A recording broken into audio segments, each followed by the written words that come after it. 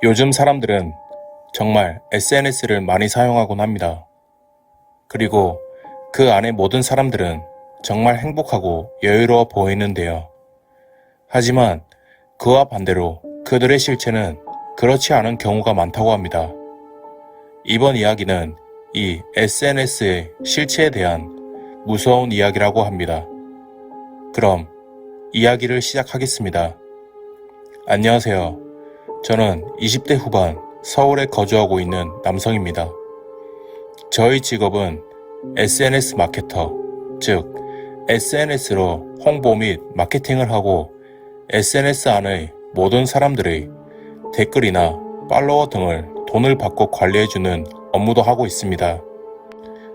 저 같은 SNS 마케터의 특징을 말하자면 양날의 검이라고 할 수 있을 것 같습니다. 인플루언서들에게는 정말 많은 댓글들이 달리기에 악성 댓글들을 클린하게 관리하며 인터넷 용어로는 민심이라고 하죠. 팬층들과의 신뢰와 소통을 하며 지속적인 관심을 받기도 하지만 그와 반대로 이런 걸 악용하는 마케터들도 있습니다. 간혹 이런 경우를 보신 분들이 계실 겁니다. 댓글이나 좋아요 수에 비해 너무나도 많은 팔로워를 가진 사람들이나 아니면 정말 많은 팔로워 수에 비해 이 사람이 정말 이 정도로의 유명세와 인지도가 있나 싶을 정도로 의심이 드는 경우 말입니다. 이런 경우는 대부분 팔로워를 돈으로 구매해서 운영하는 사람들인데요. 이 부분에서는 세 가지의 등급으로 나누어집니다. 첫 번째, 가장 낮은 C등급은 외국인의 유령 계정으로 팔로워의 수를 구매하는 경우이고, 두 번째 B등급은 동양인, 즉 중국이나 그 외의 아시아권의 유령 계정의 팔로워 수를 사는 경우입니다. 그리고 가장 높은 A등급은 저희와 같은 대한민국의 유령 계정의 팔로워 수를 사는 경우인데요. 왜 이렇게까지 팔로워 수에 예민하게 생각하고 돈으로 사면서까지 관리하냐고 물어보시는데, 이렇게 팔로워 수가 많아지게 되면 모든 SNS의 통계를 다루는 알고리즘상 상위 메인에 노출이 많이 되기 때문에 그만큼 사람들의 수급과 눈에 들어오기에 홍보 효과가 좋다고 볼 수 있습니다. 사실 이 방법은 대부분의 마케팅 회사에서는 사용하기에 그렇게 문제가 되지는 않습니다만, 이 유령 계정을 만들고 구하는 과정에서 많은 문제가 발생하곤 합니다. 거기다가 이제는 팔로워뿐만 아니라 좋아요 수나 댓글까지 직접 관리를 하기에 대중들은 어떤 게 과연 진실이고 거짓일지 헷갈릴 때도 많습니다.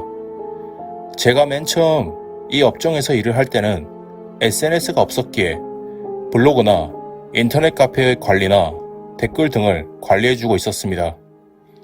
그리고 시간이 지나면서 SNS가 하나씩 나오기 시작하며 이 업계의 모든 사람들은 당연히 더 큰 시장으로 발을 옮겼습니다. 저도 그렇게 한 SNS 마케팅 회사에서 일하게 되었습니다. 하는 일은 단순했습니다. 그저 팔로워를 구매하고 싶은 사람들이 돈을 입금하면 의뢰한 등급에 맞는 유령 계정들을 연결해주면 되었기 때문입니다. 그리고 시장의 변화에 따라 좋아요 수나 댓글 등도 대신 작성해주곤 했는데, 댓글을 다는 업무에서 특이한 것을 많이 보았습니다. 첫 번째는 군중 심리였습니다. 물타기라고도 하는데요. 특정 인플루언서가 뭔가에 대한 문제점이 보였을 때 이게 이렇게 큰 문제가 될까 싶지만 그 문제로 인해 계정까지 날아가는 경우도 있는가 하면 정말 큰 문제를 일으켜도 사람들이 대수롭지 않게 생각한다는 것이었습니다. 군중 심리에 보면 다수의 선택에 대해서 그것을 선택한 사람들이 다수라는 이유만으로 다른 사람들에게 설득력을 주고, 그 소수의 사람들은 많은 사람들이 그것을 고른 것에 대한 나름의 타당한 이유가 있을 거라고 생각하며 믿고 따른다는 것이었습니다. 그렇기에 최대한 많은 댓글의 영향에 따라 대중의 마음을 움직일 수 있는 것이었습니다. 그렇게 한 달, 두 달, 업무를 하는 기간은 늘어졌고 그러던 도중 한 사건이 터졌습니다.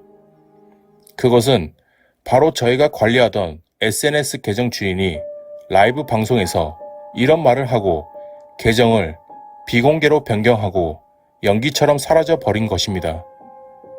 그녀의 말은 더 이상은 너희들 마음대로 놀아나지 않겠다.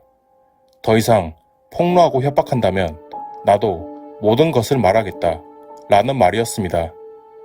그 당시 저는 그 언행이 그렇게 큰 문제가 될 거라고는 생각지 못했습니다. 하지만 예상과는 다르게 그 영상이 모든 SNS에 떠돌며 어떤 사람들은 그 영상에 대한 협박과 폭로가 무엇인지 그 SNS 계정 주인의 과거부터 모든 것을 찾아 나서며 털기 시작했고 그녀의 팔로워들은 평소의 그녀는 기부며 봉사며 정말 천사 같은 이미지였기에 도대체 무슨 협박을 받았기에 비공개로 변경하고 잠적을 했는지 걱정이 되었습니다. 시간이 지나도 그녀의 과거에 대한 어떠한 증거는 나오지 않았지만 뜬 구름 같은 소문을 타고 말도 안 되는 내용이 만들어지기 시작했으며 어떠한 사람들은 그 내용을 정말 진실인 것처럼 믿기 시작하는 사람들도 있었습니다. 그렇게 시간이 지나고 그녀의 모습은 다름 아닌 저희 마케팅 회사에서 볼 수 있었습니다. 그리고 저도 그 자리에 같이 있었습니다. 그녀는 영상에서 보았던 그 당당한 모습이 사라지고 저와 그리고 저희 팀장에게 이런 말을 했습니다. 없었던 일로 해주시면 안 될까요? 그 물음에 팀장이 대답했었습니다. 없었던 일로 해줄 수는 있죠. 그러나 그 발설로 인해 저희 회사가 받은 피해와 저희 회사와 연결되어 있는 그 많은 사람들의 불안감을 어떻게 해주실 건가요? 그녀는 한참을 고민하다 이런 말을 했습니다. 저희 수익 100%를 드릴게요. 100%는 당연한 거고 앞으로 한 10년 정도 저희 회사의 방침에 따라 SNS의 라이브 방송이나 운영을 한다는 계약에 사인하시죠. 그러면서 그녀는 그 계약서에 사인을 하였고 팀장은 이런 말을 했습니다. 계약 어길 시 어떻게 되시는지 아시죠? 지금의 이 자리까지 올라온 게 돈으로 팔로워를 구매해서 이목을 끈 것이고 지금의 천사 같은 모습과 상반되는 과거의 학생 때의 모습을 팬들이나 대중이 알게 된다면 평생을 길거리에서 얼굴 들고 못 다닐 거예요. 이미 모든 증거도 충분히 확보해 놨고 앞으로 어떻게 행동하는지 잘 볼 겁니다. 그렇게 얘기를 하며 만남이 끝이 났습니다. 그리고 팀장은 담배 하나 피자며 저를 어디론가 데리고 갔고 그곳은 다름 아닌 건물의 옥상이었습니다. 지금까지 회사를 출퇴근하였지만 옥상은 항상 자물쇠로 잠겨 있었고 가본 적도 없었기에 신기하기도 하고 궁금했습니다. 옥상에 들어서자 아무런 간판도 이름도 없는 낡은 간이식으로 된 사무실이 하나 있었고 팀장은 그 사무실의 입구의 도어락 비밀번호를 누르더니 문을 열고 안으로 들어갔습니다. 안쪽에 들어가니 한쪽에는 정말 빽빽하게 컴퓨터들이 설치되어 있었고 한쪽에는 휴대폰 대리점처럼 무수하게 많은 휴대폰들이 충전기에 꽂혀서 나열되어 있었습니다.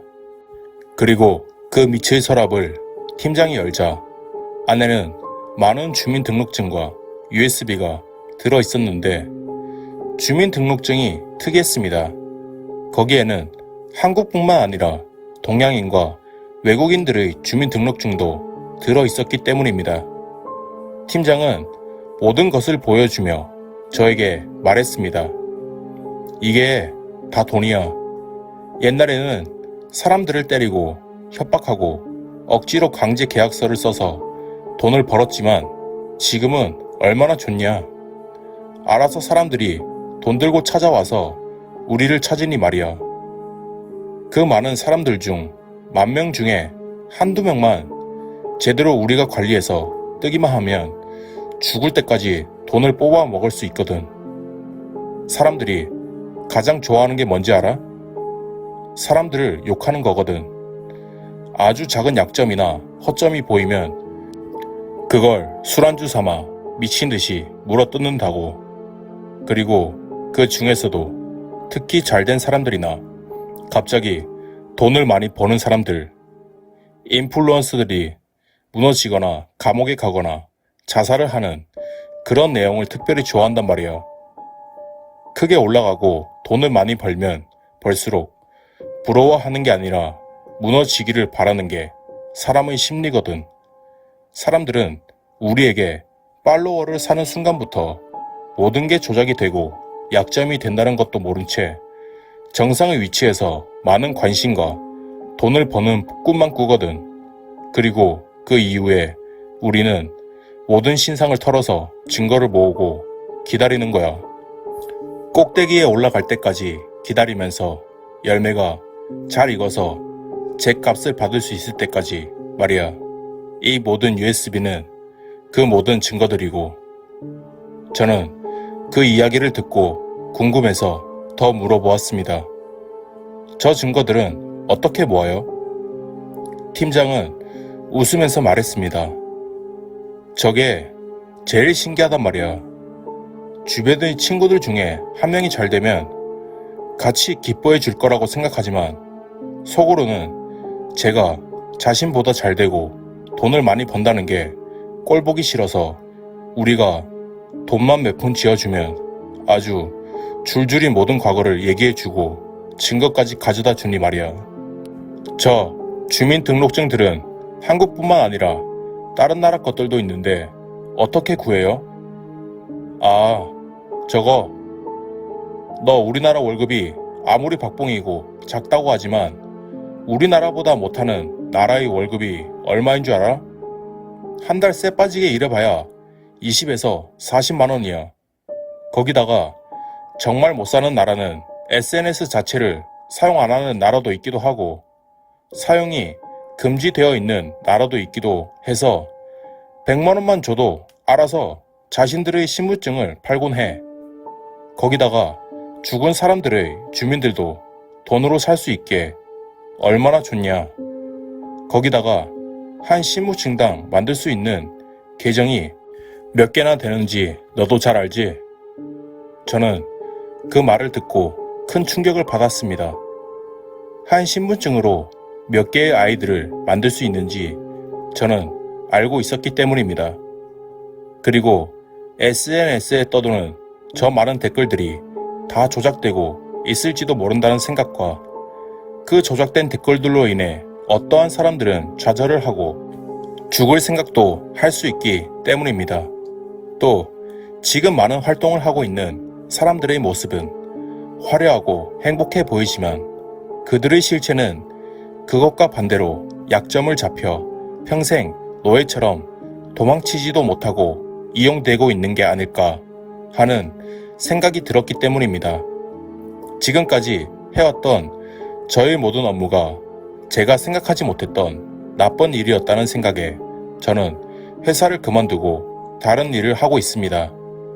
하지만 지하철이나 버스 등의 대중교통을 이용할 때마다 사람들의 행동을 관찰하곤 합니다. 그들은 각각 다른 SNS를 재생하고 보고 있으며 그들의 대화 또한 SNS에서 활동하는 사람들에 대한 주제로 대화가 이어지곤 합니다. 사람들의 재미로 만들어진 것들이 사람들의 범죄에 아직도 이용되고 있다는 생각이 많이 들곤 합니다. 그럼 이야기를 마치겠습니다.